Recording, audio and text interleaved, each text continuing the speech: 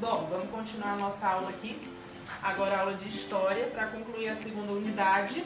Abre o seu livro de História na página 48 e vamos dar seguimento ali às histórias do início, né, do Brasil. Na última aula, nós vimos ali o governo geral e agora o governo geral ali depois que as capitanias deram errado, né? E agora vamos ver aqui.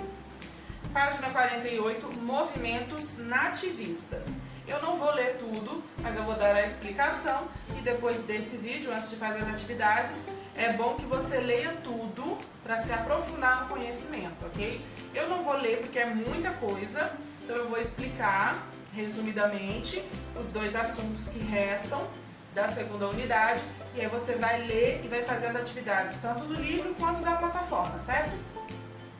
Então vamos lá. Os movimentos nativistas, basicamente, foram movimentos de revolta. Por quê? Nessa época aqui, desde 1600 e pouco até 1800 e pouco, o Brasil era colônia de Portugal. O Brasil começou a ser colonizado, né, quando os portugueses chegaram aqui, quando começou ali o Tratado de Tordesilhas aconteceu, a parte do Nordeste ali, início do Sudeste era de Portugal, né? O Brasil era dividido entre Espanha e Portugal. E aí foi começando ali a colonizar o Brasil, tá? Portugal foi começando a tomar conta. O que aconteceu? A principal fonte de renda, você tem ali também no início do texto, aí na página 48, a principal fonte de renda vinha do pau-brasil e da produção do açúcar. Então, Portugal ganhava dinheiro através do que acontecia aqui no Brasil com pau-brasil, açúcar. Porém, depois de algum tempo, depois de alguns anos, foi descoberto ouro e pedras preciosas aqui nas terras do Brasil. O que Portugal fez? Dominou isso também. Então, o que aconteceu? Quando o ouro começou a ser explorado e as pedras preciosas também, Portugal, como era dono do Brasil, como mandava em tudo, disse que os homens que encontrassem as pedras preciosas, enfim, o ouro aqui no Brasil, deveriam pagar impostos. Só que esses impostos eram muito altos. Portugal cobrava muitos impostos, então não sobrava quase nada para os brasileiros. E dessa atitude de Portugal surgiram várias revoltas dos brasileiros contra a coroa portuguesa. Eles reclamavam dos impostos muito altos, da exploração das suas terras, da opressão que a coroa portuguesa fazia aos brasileiros. Então isso gerou várias revoltas, tá? Em vários estados do Brasil. E aí no livro ali temos a primeira revolta, Revolta de Beckman, que era um homem que se revoltou. Aí você tem ali causa, consequência, término, o local, o ano de cada revolta. Então você vai voltar para ler cada uma. A primeira revolta foi no ano de 1684 e a causa dessa revolta, né, foi o descontentamento dos colonos com a Companhia de Comércio do Maranhão, criada por Portugal, pois estava tendo problemas com o abastecimento da região e cobrava preços altíssimos por produtos de péssima qualidade. Então, basicamente, a revolta era porque o comércio do estado de Maranhão estava fornecendo objetos, enfim, coisas de péssima qualidade, produtos de má qualidade e cobrando um preço muito alto. Então aí a galera se revoltou, foi lutar contra, mas acabaram perdendo no final. Virando a página 49, tudo isso você leia novamente depois, tá? A gente tem em 1708, alguns anos depois, a Guerra dos Emboabas. E aí tem ali, foi em Minas Gerais, não é? O chefe era Manuel Nunes Viana e a causa foi: os bandeirantes paulistas achavam que as minas deveriam pertencer apenas a eles. Foram os que descobriram ouro. Então veja, descobriram ouro, as minas de ouro estavam em Minas Gerais, só que os mineiros achavam que eles tinham direito sobre o ouro. Já os paulistas, que foram os que descobriram esse ouro lá em Minas Gerais, achavam que o ouro tinha que ser deles. Então eles começaram a brigar. Paulistas e mineiros começaram a brigar. Mas a cada dia era maior a quantidade de pessoas que vinham de fora para explorar o ouro. Essas pessoas que vinham de fora foram chamadas de emboabas. emboabas, que é a mesma coisa que forasteiro, gente que vem de fora. Aí ali diz, consequência, o maior combate aconteceu no local que ficou conhecido como Capão da Traição, porque os paulistas caíram em uma emboscada preparada pelos emboabas que prometeram deixá-los livres caso se rendessem. Foi o que os paulistas fizeram, mas logo depois, logo que entregaram as armas, foram todos mortos pelos emboabas. Então foi uma cilada, não é?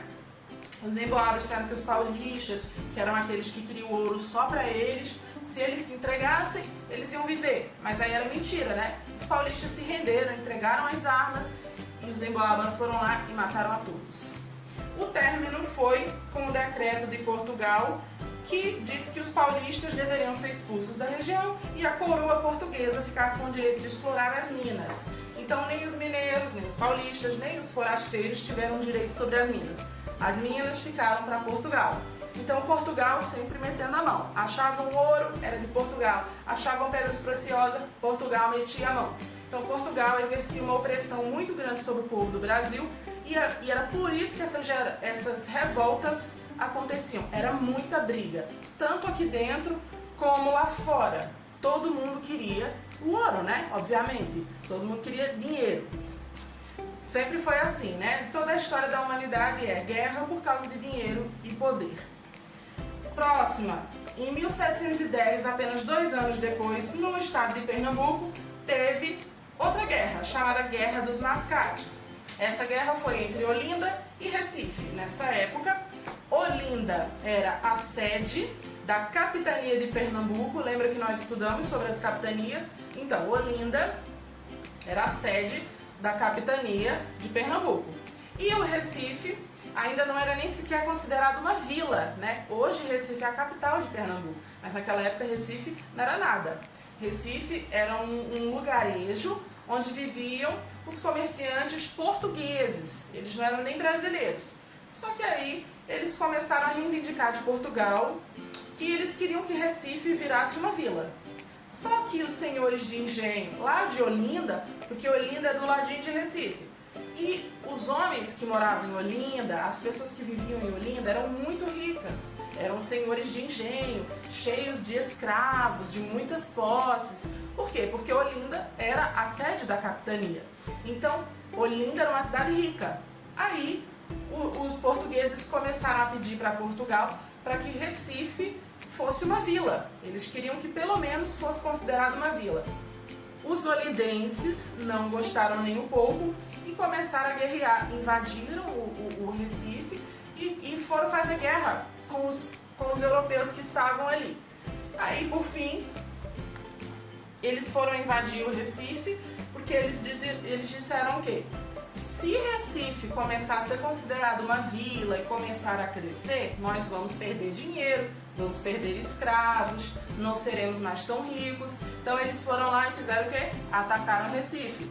Os portugueses que viviam em Recife eram chamados de mascates. Por isso que o nome da guerra é Guerra dos Mascates. Só que deveria ser Guerra dos Olindenses, porque foram os caras de Olinda que atacaram os mascates. Aí, a consequência, os olindenses sentiram-se prejudicados com a demarcação dos limites, porque a coroa portuguesa marcou limites, tipo, aqui é Olinda, aqui é Recife. E aí eles disseram, não, isso está prejudicando a gente.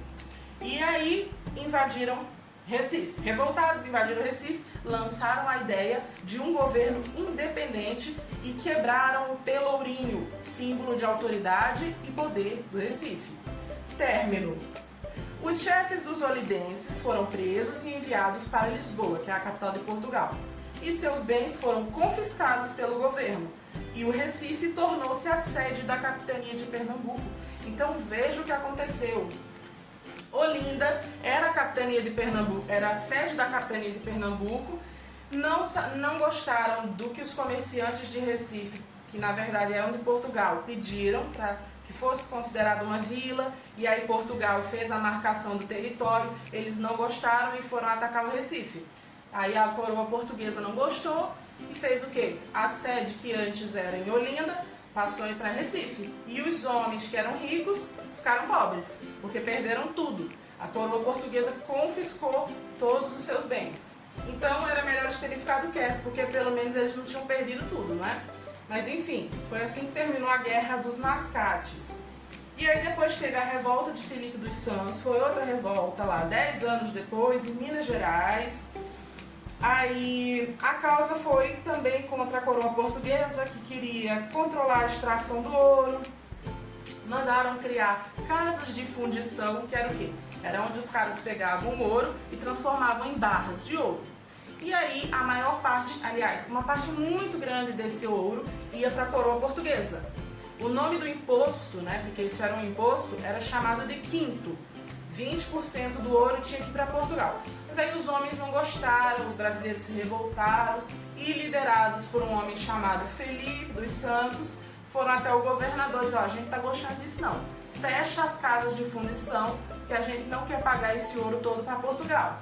Só que aí o governador disse que ia fechar as casas, que ia atender o pedido deles para enganá-los, para evitar mais revolta, e mentiu para eles. Depois mandaram prender todos esses homens e esse Filipe dos Santos foi enforcado em praça pública. Então eles perderam novamente, porque foram denunciados a Portugal e Portugal era muito mais poderoso, obviamente, né? E eles não iam deixar de querer o ouro, né? Que na época era dinheiro. Então Portugal era muito opressor. Então quem se revoltasse contra a coroa não conseguia sucesso na sua revolta, que Portugal não deixava. Depois teve a última revolta mais conhecida do Brasil, que foi também em Minas Gerais, que foi em 1789, chamada Inconfidência Mineira.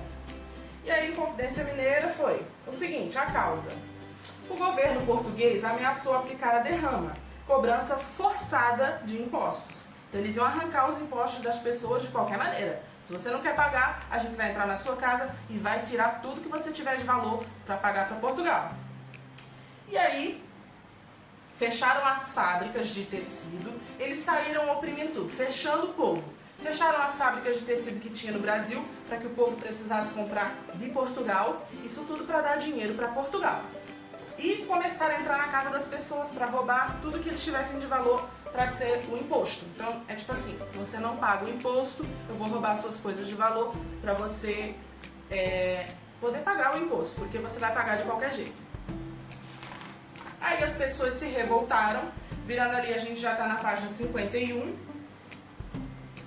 Aí padres, poetas, escritores, mineradores, militares e outros se uniram para lutar contra a opressão do governo de Portugal.